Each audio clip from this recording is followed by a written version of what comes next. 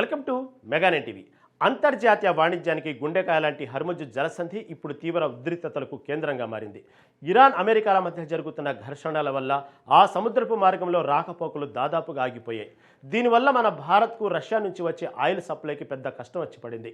సరిగ్గా ఈ విపత్కర పరిస్థితుల్లో రష్యా అధ్యక్షుడు వ్లాదిమిర్ పుతిన్ ఒక అద్భుతమైన మాస్టర్ ప్లాన్కు ప్రపంచం ముందుకు తీసుకొచ్చారు. అది మరేదో కాదు, నార్థర్న్ సీ రూట్. ఈ సరికొత్త మంచు సముద్ర దారి అందుబాటులోకి వస్తే ప్రపంచ వాణిజ్య స్వరూపమే పూర్తిగా మారిపోతుంది. ఈ కొత్త దారి ప్రతిపాదనపై మన భారత ప్రభుత్వం కూడా అత్యంత సానుకూలంగా స్పందించింది.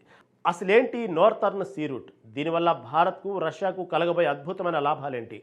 ఆర్కిటిక్ మంచు సముద్రంలో రష్యా వేస్తున్న సరికొత్త ఎత్తుగడ ఏంటో ఇప్పుడు తెలుసుకుందాం.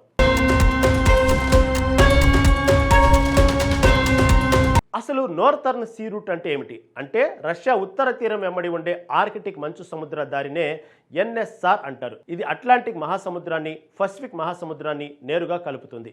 ప్రస్తుతం భారత్, చైనాలు యూరోప్తో వ్యాపారం చేయడానికి ఎర్ర సముద్రం, సూయజ్ కాలువ దారినే వాడుతున్నాయి.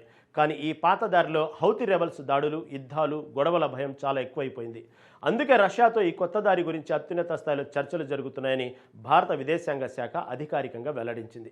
ఒక మీటింగ్లో సాక్షాత్తు పుతిన్ మాట్లాడుతూ ఈ దారిలో తమతో కలిసి పనిచేయడానికి భారత్, చైనాలు చాలా ఆసక్తిగా ఉన్నాయని, ప్రపంచ నిబంధనలకు లోబడి ఈ దారి వల్ల వచ్చే లాభాలను అందరికీ పంచుతామని కుండబద్దలు కొట్టారు. పుతిన్ చెప్పే ఈ కొత్త దారి వల్ల దూరం తగ్గడమే కాకుండా ప్రయాణ సమయం బాగా కలిసి వస్తుంది.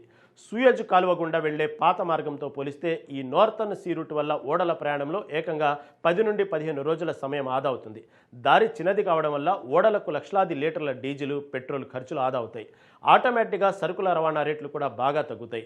అంతకంటే ముఖ్యంగా ఎర్ర సముద్రంలో లాగా ఉగ్రవాదుల దాడులు, పైరేట్స్ బెడద, ట్రాఫిక్ జామ్ల భయం అస్సలు ఉండదు. సమయం, డబ్బు, భద్రత, ఈ 3 అంశాల్లోనూ ఈ కొత్త రూటు ఒక గేమ్ చేంజర్ కాబోతుంది. అంతా బాగానే ఉంది, కానీ ఇక్కడ ఒక అతిపెద్ద సవాలు ఉంది. అదే వాతావరణం. ఈ ఆర్కిటిక్ ప్రాంతంలో ఎప్పుడు దారుణమైన చలి ఉండి సముద్రపు నీళ్లన్నీ వందల అడుగుల మేర గడ్డకట్టుకుపోతాయి. అందుకని ఇక్కడ మన మామూలు కార్గో ఓడలు అస్సలు వెళ్ళలేవు.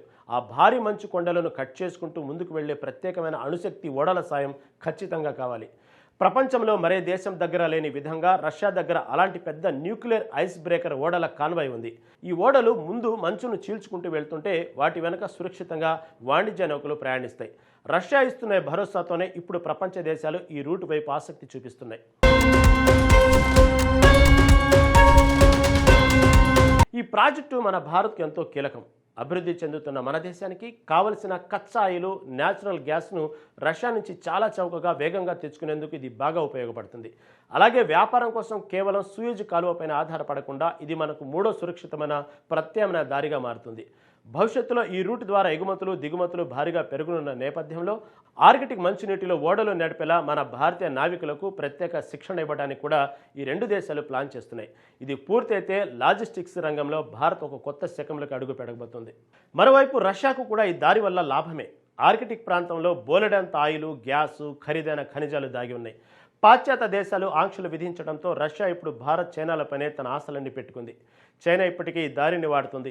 ఇప్పుడు భారత్ కూడా తోడైతే ఇది ప్రపంచంలోనే అతిపెద్ద వ్యాపార దారిగా మారుతుంది. మరి పాత దారులకు గుడ్ బై చెబుతూ భారత్, రష్యాలు ముందుకు తెచ్చిన ఈ కొత్త ఆర్కిటిక్ రూట్పై అమెరికా, ఇరాన్ ఎలా రియాక్ట్ అవుతాయో చూడాలి.